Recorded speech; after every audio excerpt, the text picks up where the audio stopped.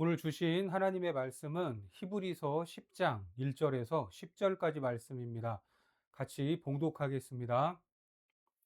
율법은 장차 올 좋은 일의 그림자일 뿐이요 참 형상이 아니므로 해마다 늘 드리는 같은 제사로는 나아오는 자들을 언제나 온전하게 할 수 없느니라.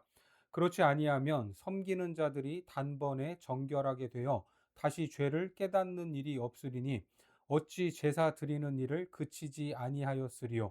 그러나 이 제사들에는 해마다 죄를 기억하게 하는 것이 있나니 이는 황소와 염소의 피가 능히 죄를 없이 하지 못함이라. 그러므로 주께서 세상에 임하실 때에 이르시되 하나님이 제사와 예물을 원하지 아니하시고 오직 나를 위하여 한 몸을 예비하셨도다. 번제와 속죄제는 기뻐하지 아니하시나니 이에 내가 말하기를 하나님이여 보시옵소서. 두루마리 책에 나를 가리켜 기록된 것과 같이 하나님의 뜻을 행하러 왔나이다 하셨느니라. 위에 말씀하시기를 주께서는 제사와 예물과 번제와 속죄제는 원하지도 아니하고 기뻐하지도 아니하신다 하셨고 이는 다 율법을 따라 드리는 것이라. 그 후에 말씀하시기를 보시옵소서. 내가 하나님의 뜻을 행하러 왔나이다 하셨으니 그 첫째 것을 패하심은 둘째 것을 세우려 하심이라. 이 뜻을 따라 예수 그리스도의 몸을 단번에 들이심으로 말미암아 우리가 거룩함을 얻었노라. 오늘은 그림자가 아닌 실체를 붙들라라는 제목으로 하나님 말씀 전하겠습니다. 예수를 믿는 히브리서 성도들은 예수를 믿어서 좋은 것이 무엇인가? 구약의 율법으로 돌아가야 하지 않나? 이런 고민을 하고 있었습니다. 그래서 계속해서 영원한 대제사장이신 예수님이 왜 좋은가? 더 그분은 어떤 분이신가를 계속해서 구약의 율법이나 선지자 모세와 비교하고 강조하면서 가르치고 있습니다. 하지만 구약의 율법이 나쁜 것이다라고 생각을 해서는 안 되죠. 율법도 분명히 하나님이 주신 것이기 때문에 그것이 가진 목적과 기능이 있는 것입니다. 오늘 본문에서 율법과 제사를 뭐라고 설명하죠? 1절에 보니까 율법은 장차 올 좋은 일의 그림자일 뿐이요 참 형상이 아니므로 해마다 늘 드리는 같은 제사로는 나오는 자들을 언제나 온전하게 할 수 없느니라. 그렇습니다. 율법이나 제사는 모두 예수님을 초점으로 하고 있습니다.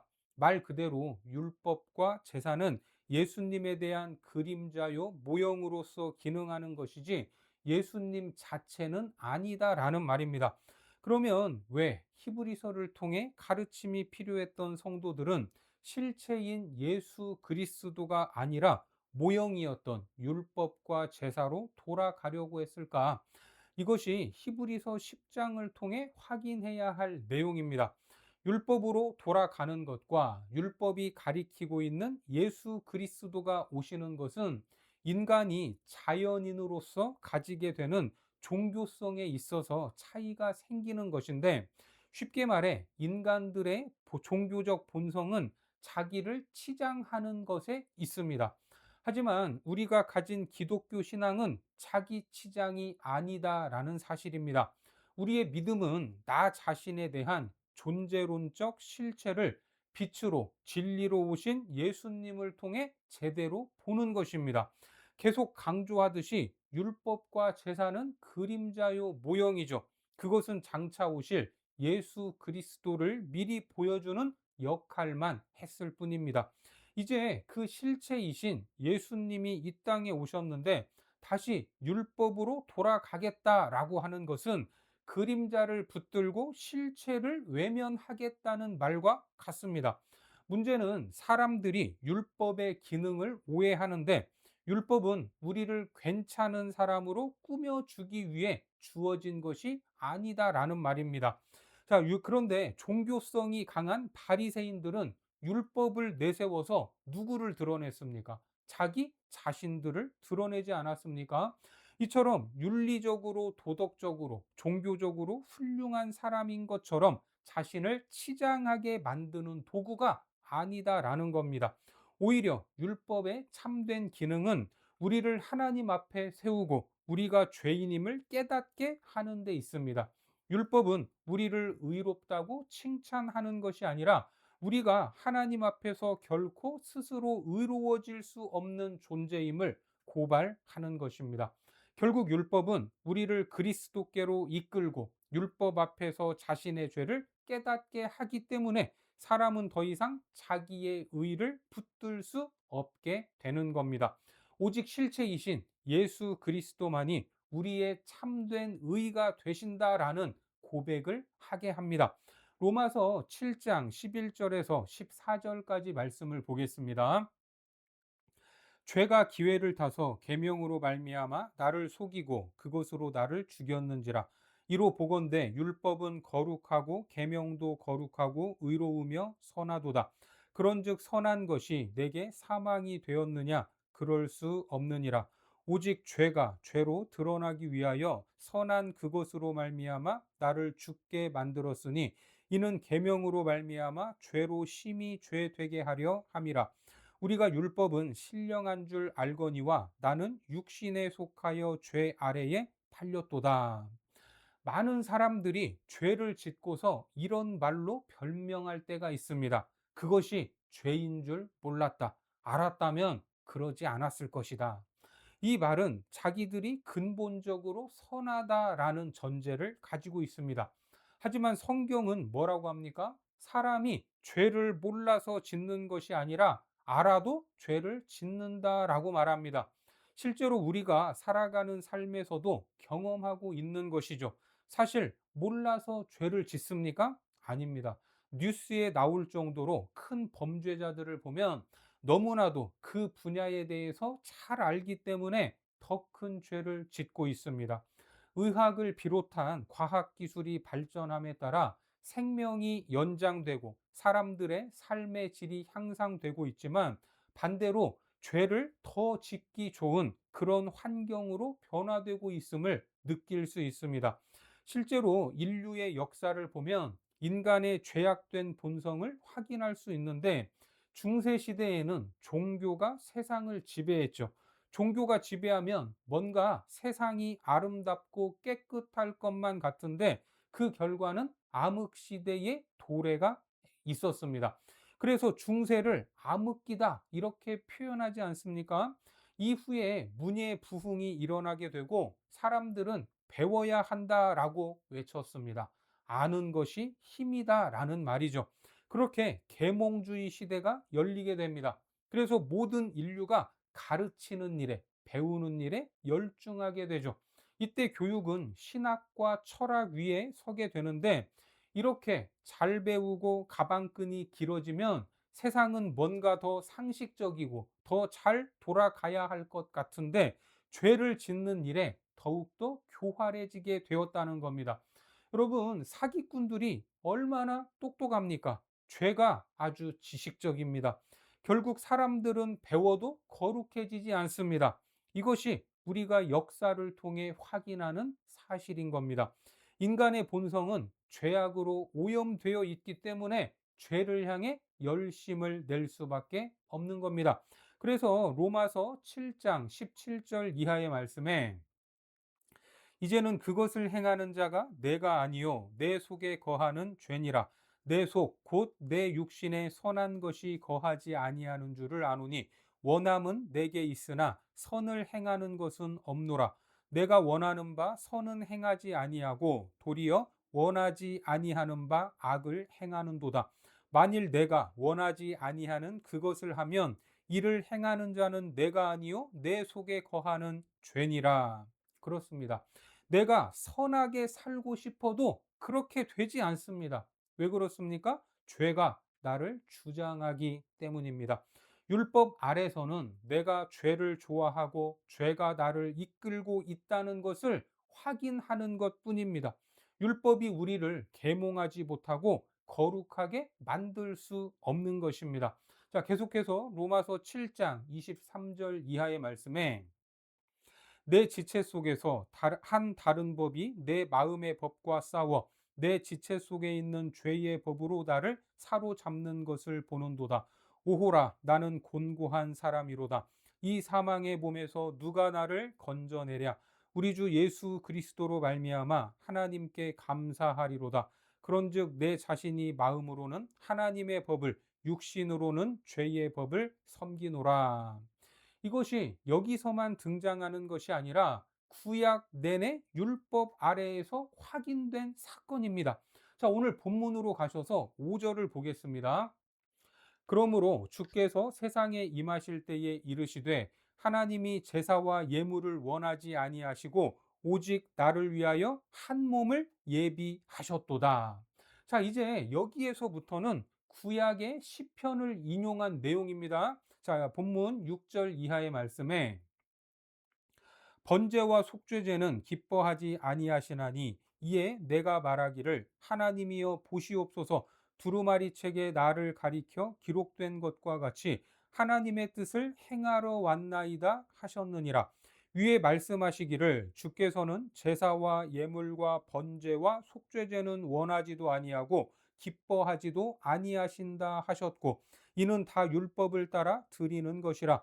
그 후에 말씀하시기를 보시옵소서 내가 하나님의 뜻을 행하러 왔나이다 하셨으니 그 첫째 것을 패하심은 둘째 것을 세우려 하심이라.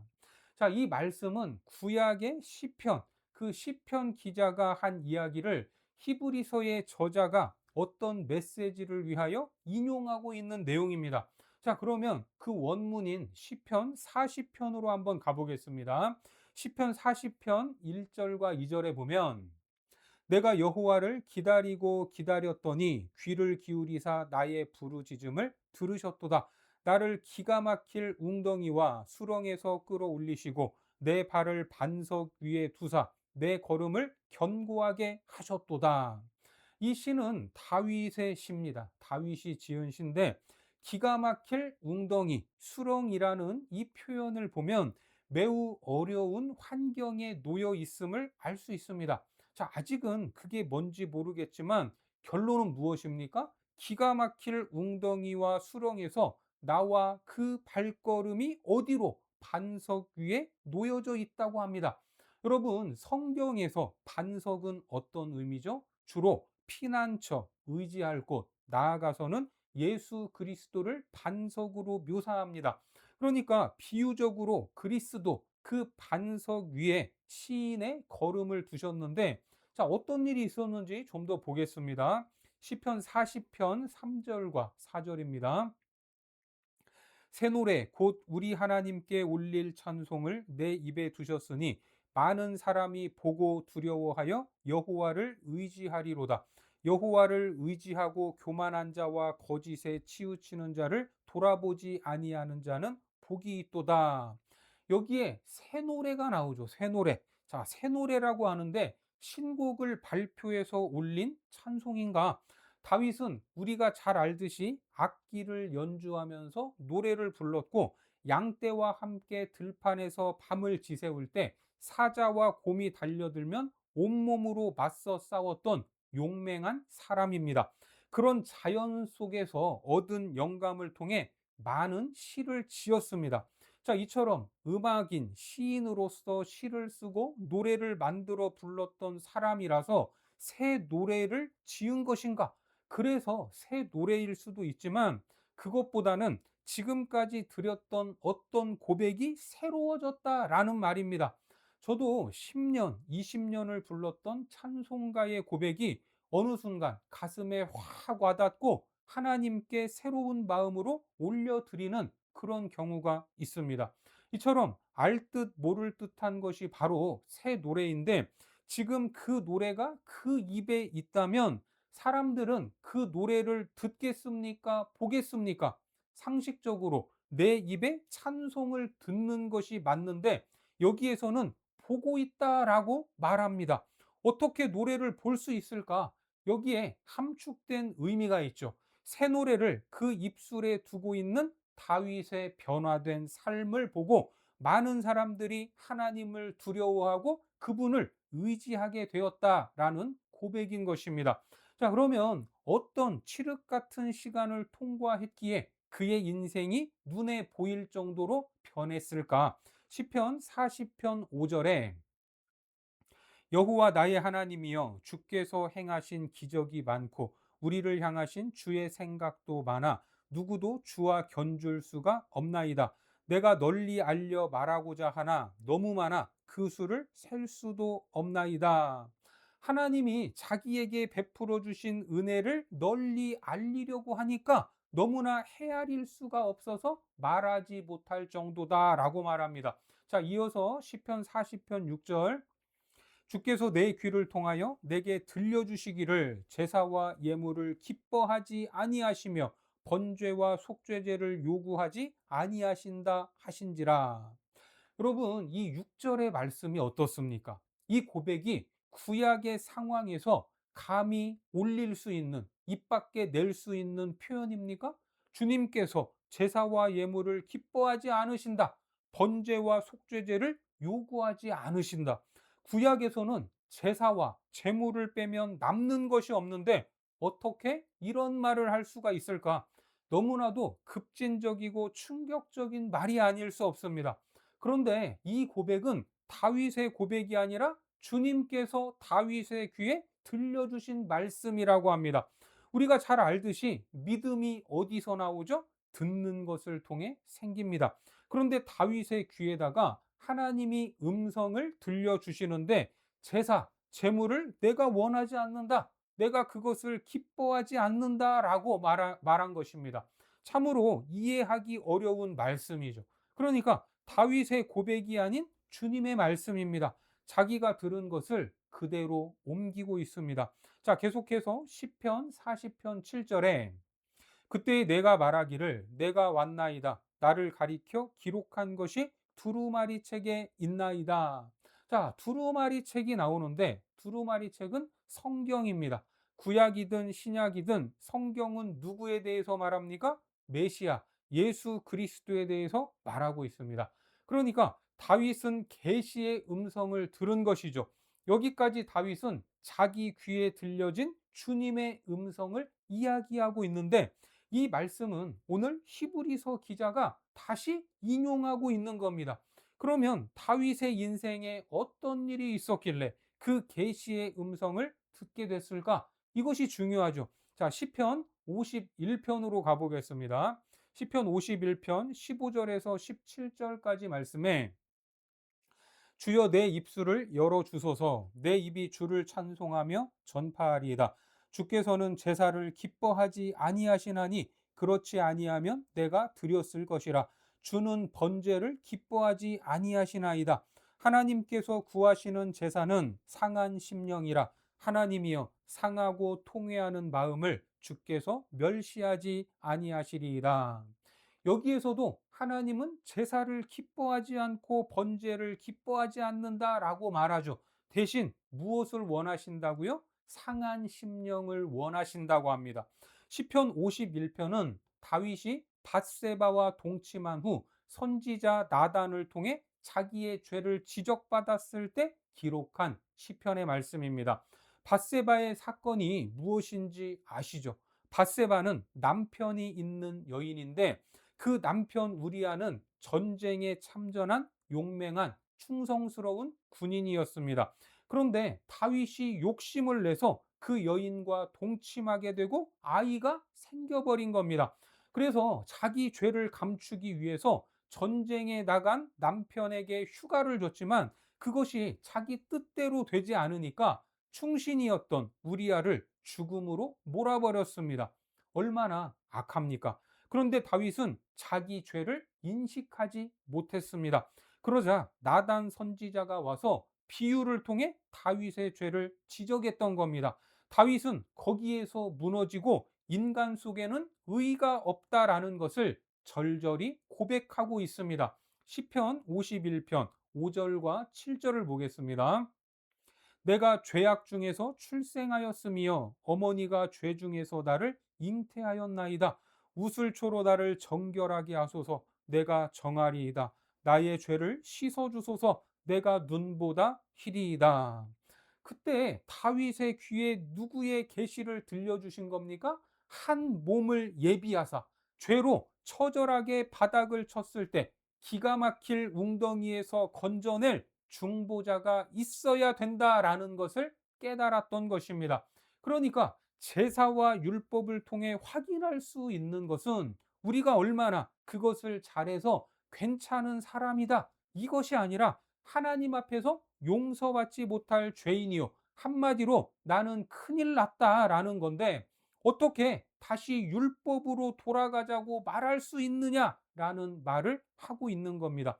율법으로 가면 큰일 났다, 나는 죄인이다, 이것만 남는데, 오호라 나는 곤고한 사람이다, 이 사망의 몸에서 누가 나를 건져내랴, 이런 결론밖에 나지 않는데 다윗의 고백처럼 기가 막힌 웅덩이로 다시 들어가는 것입니다.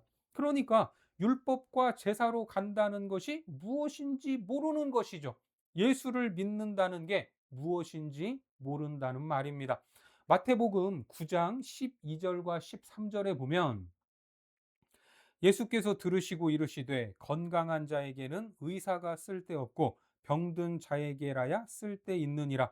너희는 가서 내가 긍휼을 원하고 제사를 원하지 아니하노라 하신 뜻이 무엇인지 배우라. 나는 의인을 부르러 온 것이 아니요 죄인을 부르러 왔노라 하시니라. 여러분, 얼마나 놀라운 말씀입니까? 예수님께서도 제사를 원하지 않으시고 긍휼을 원하신다고 합니다. 우리 역시 하나님의 긍휼과 자비 외에는 하나님의 자녀라는 신분을 얻을 길이 없습니다. 이것이 우리가 믿는 기독교 신앙의 핵심인 겁니다. 그래서 오늘도 하나님의 자비와 긍휼이 필요하다라는 것을 알고 그것을 구하고 있는 겁니다. 내가 잘나서 살아가는 것이 아닌데 어떻게 율법 몇 가지를 지키고 자랑하고 교만할 수 있겠습니까? 그저 받은 은혜에 감사하는 것밖에는 없습니다. 그런데 믿음으로 살다가도 세상 속에서 시험 들고 넘어지는 이유가 무엇입니까? 자존심 때문입니다. 세상 속에서 나의 모습, 나를 증명하고 싶은 마음이 여전히 남아있기 때문입니다. 우리의 신앙과 믿음도 세상적으로 확인이 됐으면 좋겠고, 증명이 돼서 사람들이 박수 쳐주고 부러워하면 참 좋겠다라는 그런 마음이 있기 때문입니다. 하지만 그러한 마음은 어리석은 것입니다. 우리는 그렇게 세상의 기준으로 증명되는 존재가 아닙니다. 하나님의 성품을 닮아가는 거룩함과 영원한 생명에 대한 소망, 긍휼과 은혜에 대한 감사가 드러나는 것으로 증명되어야 합니다. 그런데 자꾸만 뭘 달라고 하고 자존심을 세울 수 있게 해달라고 하나님께 떼를 쓰고 있습니다.